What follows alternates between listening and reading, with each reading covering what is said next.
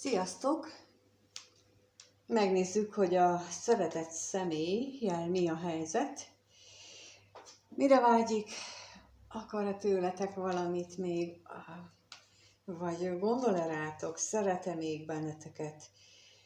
Szóval tényleg mi van vele most? Főleg azoknál, akik nem beszélnek, de kíváncsiak arra, hogy mi van ezzel a szeretett személlyel, aki persze lehet férfi-nő, és a néző is lehet férfi-nő is. Amikor a férfiak szemszögéből csinálok, annak is megvan az értelme a nők részére is, mint ahogy ennek is megvan az értelme a férfiak részére is, mert mind a kettő azt is megmutatja, hogy hogyan látja a másik őket, vagy hogyan éli meg a másik személy. És még egyet mondanék, olvastam a kommentben, volt egy ilyen komment, hogy a férfiak nem éreznek ilyeneket. Nos, én nekem nagyon sok tapasztalatom van, nem olyan, így a férfiakkal való beszélgetések során, mint kliensek.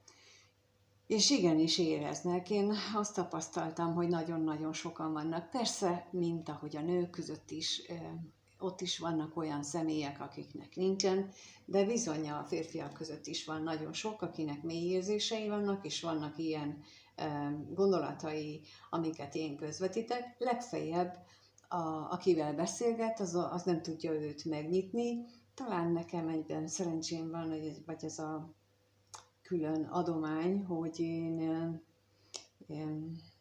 jobban fogadókész vagyok a férfiakkal való beszélgetésben, és akkor így általában több mindent megtudok, vagy jobban megnyílnak, úgyhogy talán ezért is van, hogy én úgy látom, hogy igenis, hogy a férfiak ugyanúgy éreznek, gondolnak, legfeljebb azt hiszik, hogy ez férfiatlan, hogyha ők erről beszélnek, és ezért mondom, hogy nyugodtan lehet nézni, mert nem férfiatlan beszélni az érzésekről, a nők kifejezetten szeretik, ha beszélnek nekik erről,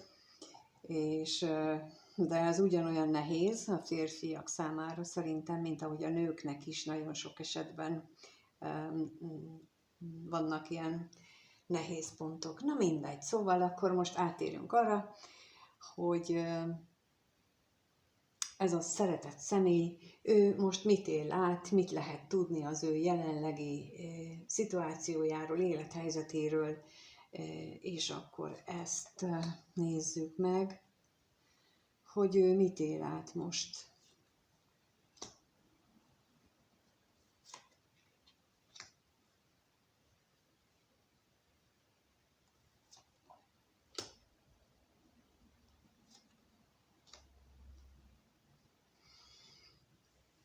Nagyon érdekes, mert lehetséges, hogy van az ő életében egy nagyon nagyra tartott személy, akit ő úgy érzi, hogy az ő párja, az ő kincse a világban, az a személy, aki számára nagyon-nagyon-nagyon értékes, akivel kapcsolatosan igencsak tüzes és szenvedélyes gondolatokat és érzéseket táplál magában.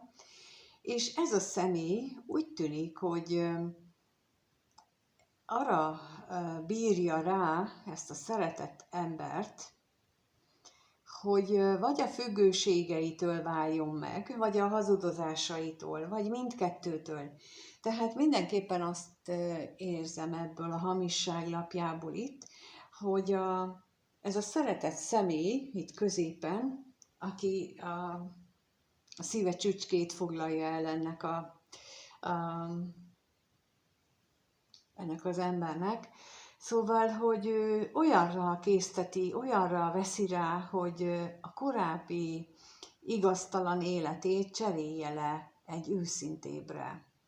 Nem biztos, hogy ez könnyű, de mindenképpen azt látom, hogy nagyon nagy ereje van annak, ahogyan ő ezt a személyt szereti, nagyon nagy ereje van annak, amilyen nagyra tartja, amilyen értékesnek gondolja, mert ha valaki, és talán valamelyik múlt héten egyik videóban beszéltem arról, hogy egy másik személy kedvéért igazából nem nagyon tudunk megváltozni, csak ideig, óráig, viszont egy ilyen mély érzés hatására, anélkül, hogy az a két szerető ember együtt lennének, azért hagyd fel a hazudozással, a függőségeivel, mert ezek az érzések sokkal erősebbek benne, és mondjuk, ha nézzük a lapokat, tehát itt van 3, ott meg 2, tehát hogy ezek már túlsúlyban vannak. Tehát, hogy ennek az érzéseknek a hatására ő képes magában megtalálni azt a belső erőt, ami ahhoz szükséges, hogy ezzel kell leszámoljon, na az nagyon nagy dolog. És tulajdonképpen minden lelki fejlődésnek ez az alapja, hogy megtaláljuk magunkban azt a motivációt, ami bennünket a változásra késztet. Mert nagyon sok esetben arról van szó, hogy nem tudjuk, hogy mit kellene változtatni, de nagyon sok esetben tudjuk, hogy mit kellene változtatni, de nem tudjuk, vagy nincs meg hozzá kellő erőnk. És a kellő erőhöz pedig jó lenne egy motiváció, ezt is nagyon sokszor tudjuk, illetve kitaláljuk, hogy mi lenne az a motiváció, de nem mindig az, amire mi gondolunk. Viszont itt határozottan az látszik, hogy ennek a szeretett személynek a motivációja az ő drágája, az ő szerelme, az ő szenvedélyének a megtestesítője, a vágyának a megtestesítője, aki mindenféle kincset megérne neki. Szóval, hogy hát lássuk akkor, hogy mit tudhatunk meg itt a hamisságról, mert így elsőre ez nagyon-nagyon szépnek tűnik. A hamisságra kérnék szépen.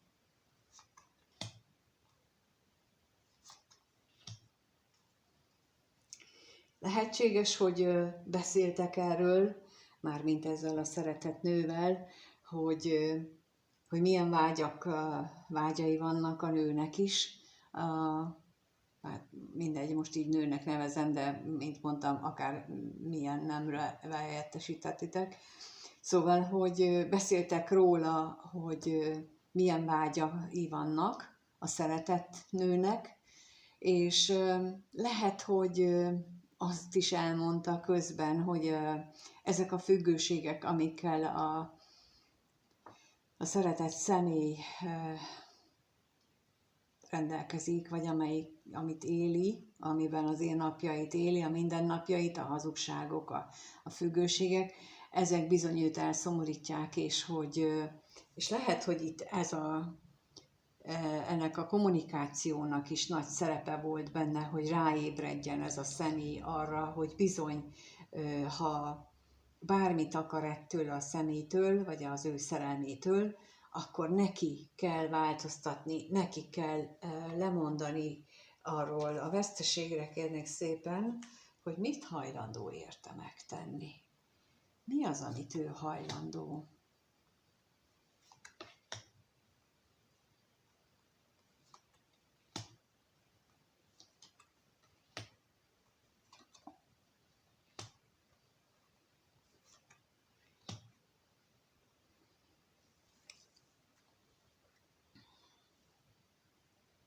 Hát minden esetre elgondolkodott azon, hogy milyen fogadalmat tegyen, mármint hogy ez a szeretett személy milyen fogadalmat is tegyen, vagy hogyan tudja magát így rávenni erre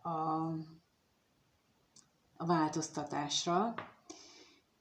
De az is látszik, hogy ez nagyon nehéz számára, mert nagyon erősek ezek a függőségek, Lehetséges, hogy ahhoz is köze van, hogy hogyan alakulnak az anyagi dolgai, de lehetséges, hogy ahhoz is köze van, hogy hogyan alakul a munkája. Mert például, most mondok egy példát, hogy amikor nem jól megy a munka, vagy az anyagiak, a pénzügyek nem úgy alakulnak, ahogy az egy korábbi időszakban, amikor kellemes és kényelmes volt, hanem most mondjuk valamiféle nehézséggel néz szembe, akkor bizony sokkal nehezebb letenni ezt a függőséget, mert ugye akkor is, mint amikor dohányzik az ember, idegességében elmegy és rágyújt. Ezzel levezeti a frusztrációját, és akkor ott részben a stresszt old általa. Itt is erről lehet szó, hogy azért is, vagyis van bent egy ilyen nehezítő körülmény is, ami miatt nem egy könnyű helyzetben van, de ennek ellenére úgy látom, hogy ennek a három energiának nagyobb a súlya az életében, és akkor most rákérdezünk a szerencsétlenségre is, hogy abból mit tudhatunk meg.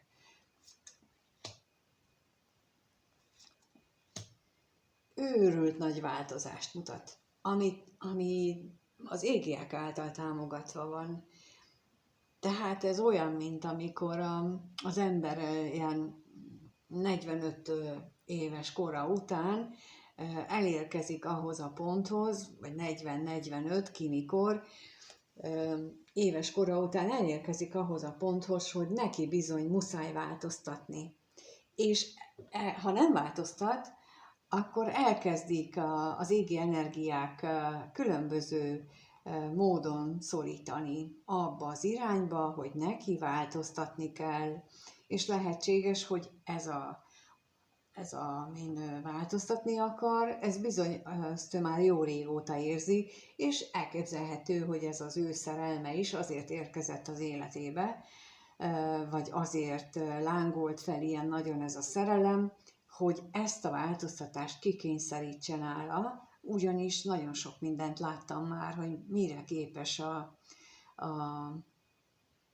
teremtő akarata, tehát, hogy milyen cselekhez folyamodnak, és hogy mennyire erősen tudják befolyásolni. Láttam már olyat, hogy nem csak így párkapcsolaton, hanem elveszít munkát, házat, vagyont, családot, mindent, addig, ameddig nem marad semmije, csak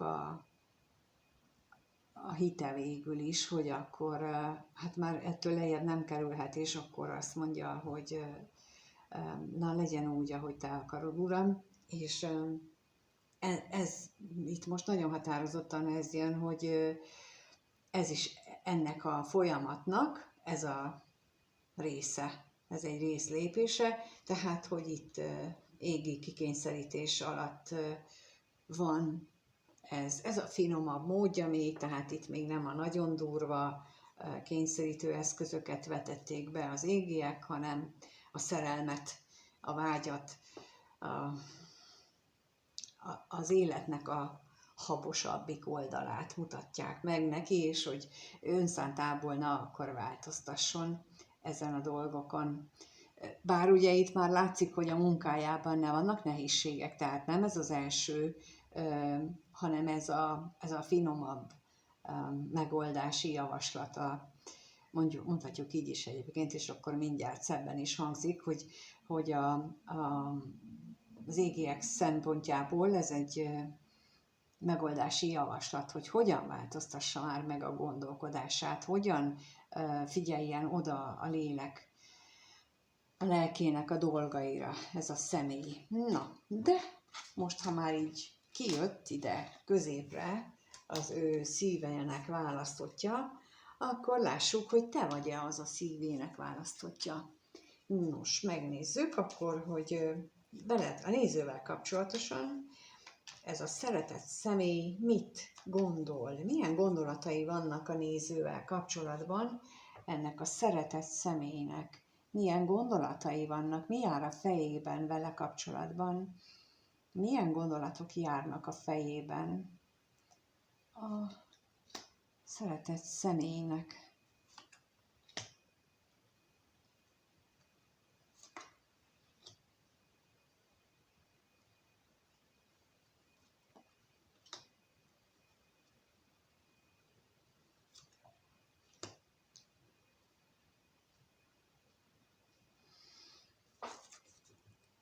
Talán, mintha azt gondolná, hogy ha a sors is úgy akarja, akkor jó lenne maga mögött hagyni ezt a távolságot, ami kettejük között van, mert teljesen belebetegszik abba, amilyen szenvedéllyel ő vágyik rád, néződre. Tehát rád kérdeztünk, és ez ennek az előbbinek a folytatásának érzem határozottan, mert hogy itt azt látom, hogy a sors támogatásában is reménykedik, és abban, hogy a köztetek lévő távolság megszűnik végre. Hát és akkor ez meg így egyértelmű, hogy itt a szenvedélynek a tüze az őt bizony időnként a hideg is rázza tőle, annyira oda van. De akkor megkérdezzük, hogy mit jelent itt a tolvaj.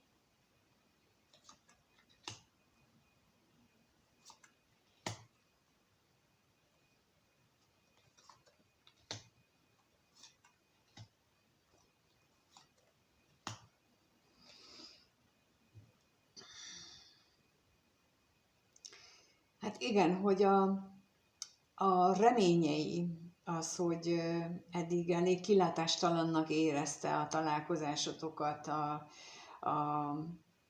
az, hogy hogyan alakul a ti kapcsolatotok, de ettől függetlenül mégiscsak valahogy reménykedik, és mondom, most már az égiek segítségét is kérheti, bár itt nem látszik az, hogy ő mondjuk imádkozna, de minden esetre az látszik, hogy ő szeretné már maga mögött hagyni, és ez a remény táplálja ezt a gondolatot veled kapcsolatosan. És akkor megkérdezzük a katonatisztet, hogy arról mit tudhatunk meg.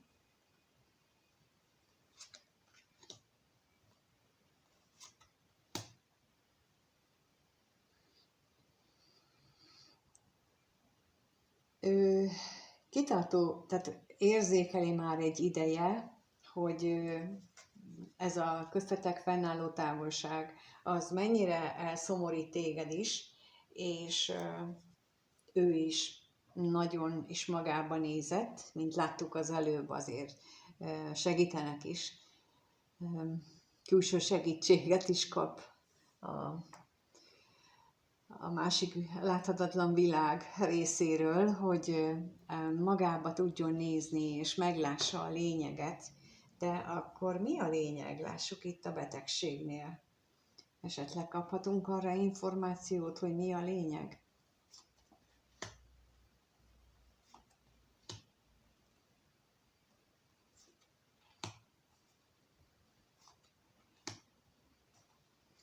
Lehetséges, hogy az a lényeg, hogy ami így hirtelen bevillan, vagy meglátja az igazságot, felfedezi a valót, az őszintét, hogy miről szól egy párkapcsolat, hogy mi kell egy tartós kapcsolathoz, hogy nem csak az kell hozzá, hogy mondjuk a testi kapcsolódásuk az simán jó legyen, nem csak az kell hozzá, hogy 2-3 hónapnyi ismerettség, hanem az is kellhet hozzá, hogy a másik mennyire tart ki mellettem, illetve mennyire tisztel engem. És itt most ezt érzékelem, hogy ezeken is elgondolkodik, ennek hatására még, de itt minden esetre így a párkapcsolattal összefüggésben vannak neki ilyen mély, ilyen szántó gondolatai, és a szerencsétlenségre kérnék még.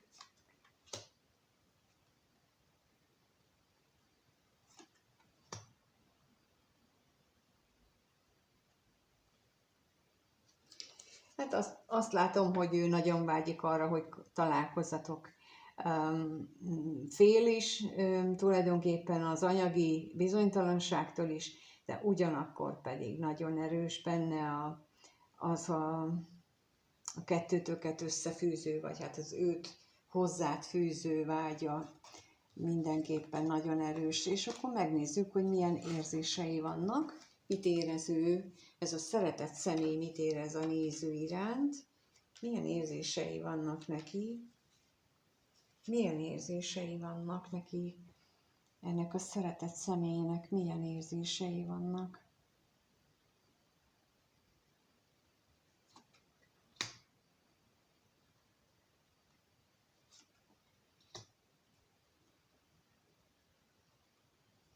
A néző iránt milyen érzései vannak.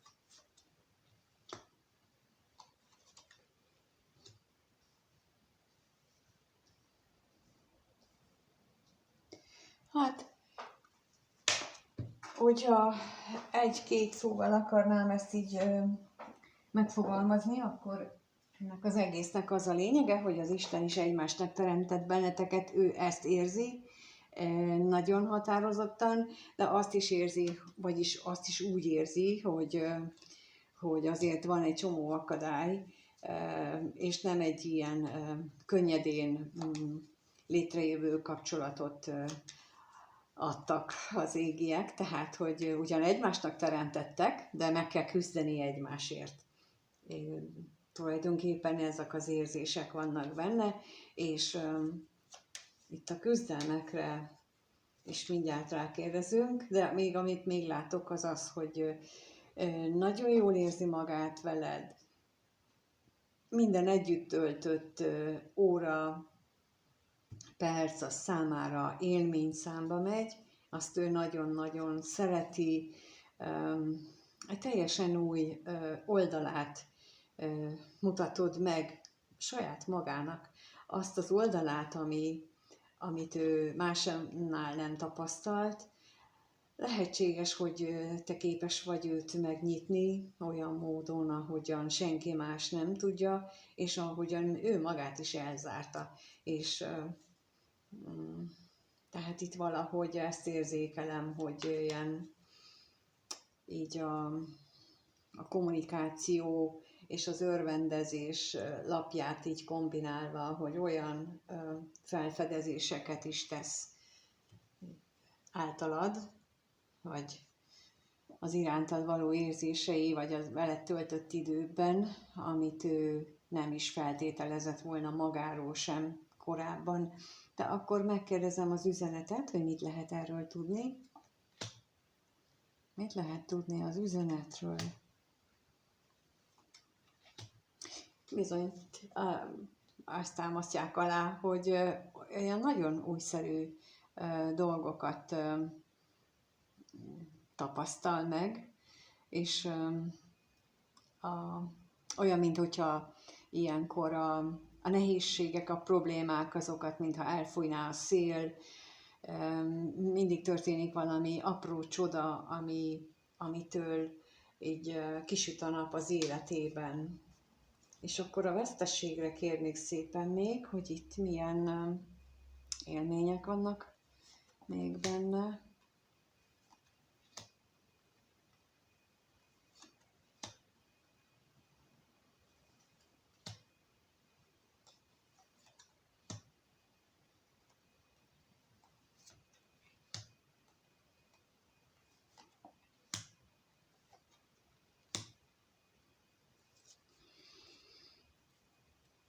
Hát amit a veszteségként él meg, és nehézségként, hát az az, hogy úgy látom, hogy nem vagytok együtt, ritkán tudtok találkozni, és azon is elgondolkodik, illetve fél attól, hogy mi az, amit neki fel kellene adni. Na ugye itt arra utalok vissza, amit ott az elején a legelső kérdésnél, hogy van ő, hogy ő azon gondolkodik, vagy hát még azért itt van benne, tehát nem 100%-os ott az elején, amit mutattak a lapok, hogy azt már eldöntötte, mert még lehetséges, hogy már felismerte, de nem döntött még, nem állt bele így cselekvés szintjén, mert még mindig azon gondolkodik, hogy mi az, amit ő neki be kell áldozni ezért, hogy veled legyen, és hogy ez a nagy változás, ez megtörténhessen, de azt is látja, hogy tulajdonképpen ő az ürességet cserélné fel azért, hogy veled lehessen, és bár ez nagyon-nagyon félelmetes a számára, mégis sokat gondolkodik rajta, és nem tartja lehetetlen megoldásnak, vagy lehetetlen küldetésnek, hogy ez megvalósuljon, úgy látszik. És ugye látszik, hogy a közepén a veled kapcsolatos érzésekre kérdeztünk rá, és középen ott szerepel a házasság lapja, tehát hogy az érzéseiben te vagy az ő valódi társa az, akivel ő összetartozónak érzi magát, és ezt még ráadásul az égiek is támogatják, tehát ez így nagyon-nagyon tetszik nekem, de akkor megnézzük, hogy fog-e valamit tenni a következő néhány napban, egy hétben, az irányodba, mit fog tenni ez a személy, ez a szeretett személy, hogy a vágyait beteljesítse, mit fog tenni a néző felé ez a szeretett személy. Erre kérünk szépen, hogy mit fog tenni.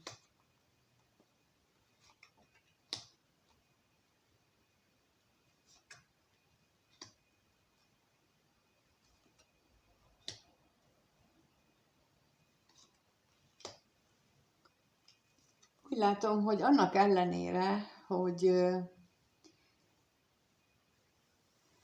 félelmek vannak benne, fél ettől a szerelemtől, amit ő érez irántad, mégis, mint hogyha egy új ciklust, egy új szakaszt indítana el a kettőtök életében. Látható, hogy nagyon-nagyon nagy hatással van rá ez az érzés. Az irántad való érzései nagyon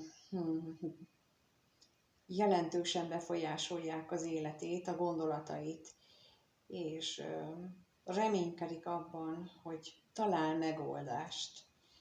Mire szeretne ő megoldást találni? Akkor a váratlan örömre kérnék szépen, hogy mire talál megoldást.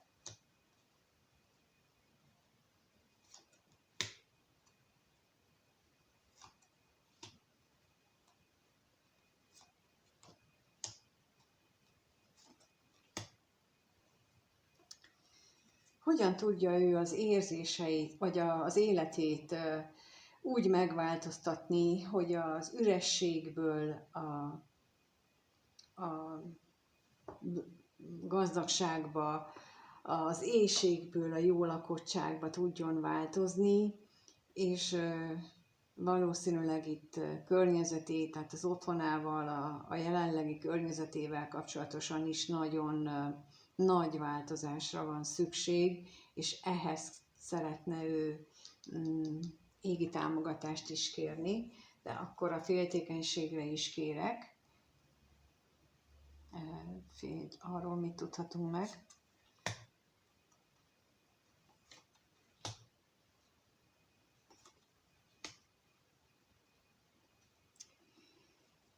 Lehetséges, hogy azt gondolja, hogy te magyarázatot várnál bizonyos dolgokra, amik történtek, ami nem volt teljesen kerek a múltban, hogy erre szeretnél magyarázatot kapni, de nem biztos, hogy ő erre fog. Mint ahogy itt ezzel kapcsolatosan sem biztos, hogy ő tudja még a magyarázatokat erre, mert mint láttuk, hogy neki ez egy teszt, illetve egy olyan feladat, lélekfeladat most, amit ő végigél, ahol lehetséges, hogy ő neki ezeket és ez határozottan karmikus feladatokat kell megoldania, hogy magában összeszedje a lelki erőt, és döntsön. De most már a felismerésnél tart, tehát nagyon jól halad előre. A döntés az még úgy látszik, hogy az még kis bátorítást igényel, úgyhogy ha ezt te úgy érzed, hogy ez rád érvényes, és valamilyen módon ennek jelét is adja. Tehát nehogy azt gondoljátok, hogy ha nem ír már hónapok óta, akkor ez most nektek cselekedni kell, nem, ez nem rátok vonatkozik akkor, hanem ez azokra vonatkozik, akiknél valamilyen módon azért jelét adja, hogy ő kész lenne a változtatásra, csak egyelőre nem tudja a módját. Úgyhogy ott lehet ilyen elvi támogatást adni. És akkor itt hangsúlyozom azt, hogy elvi támogatást, hogy ő érezze a lelki, azt, hogy ti vagytok neki a stabil pont. És tényleg nem a cselekvésről szól, ezt energetikailag kell tudni megadni. Ő arra vágyik, és nem a szövegre, nem a dumára, nem a rádírok, meg ma is rádírok, meg holnap is rádírok. Ez nem, az energetikailag nem ugyanaz. Úgyhogy ő erre várna inkább. És remélem, hogy azért sokotokkal rezonál ez, mert ez egy nagyon szép kirakás, és ebben nagyon nagy potenciál van ebben a kapcsolatban, akárki is az érintett személy, és még hogy csak részben is igaz az, amit itt most láttam, az akkor is nagyon, nagyon sok szép dolog van benne, és ha kíváncsiak vagytok arra, hogy most ez tényleg a tietek-e, akkor az egyéni kirakásra tudtok jelentkezni, a leírásban található e-mailes elérhetőségen, vagy Facebookon is, bár az e-mailt azt hamarabb meglátom, és oda tudtok írni nekem, és ott meg tudjuk beszélni, hogy hogyan legyen. Ha viszont csak a véleményetek írnátok meg, azért is nagyon hálás vagyok, mert mindig látom belőle, hogy hogyan érint ez titeket, és hogy nagyjából, hogy mire is vágytok.